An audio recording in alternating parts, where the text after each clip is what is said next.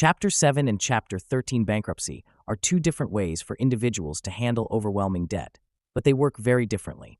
Choosing the right one depends on your income, assets, and long-term financial goals. Chapter 7 bankruptcy, also called liquidation bankruptcy, is the fastest and most common type. It eliminates most unsecured debts, like credit card balances, medical bills, and personal loans, usually within a few months. However, some assets, like a second home, expensive vehicles, or luxury items, may be sold to repay creditors. Not everyone qualifies. You must pass a means test, which looks at your income compared to the state median. Chapter 7 gives a fresh start, but stays on your credit report for 10 years, making it harder to get new credit right away. Chapter 13 bankruptcy, also called reorganization bankruptcy, is for people who can still afford to pay some of their debt. Instead of wiping out debts immediately, it sets up a 3 to 5 year repayment plan based on your income. You keep all your assets, including your home and car, as long as you follow the repayment plan.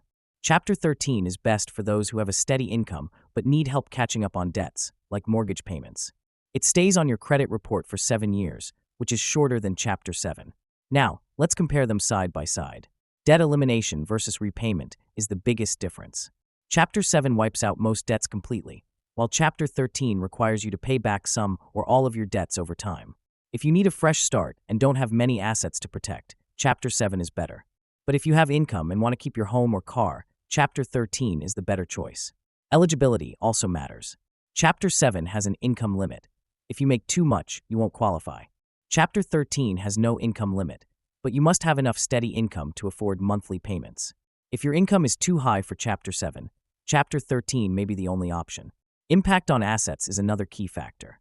Chapter 7 may require selling non-exempt assets to repay creditors, while Chapter 13 lets you keep all your assets as long as you complete the repayment plan.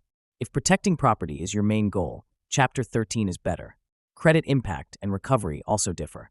Chapter 7 stays on your credit for 10 years, while Chapter 13 stays for 7 years.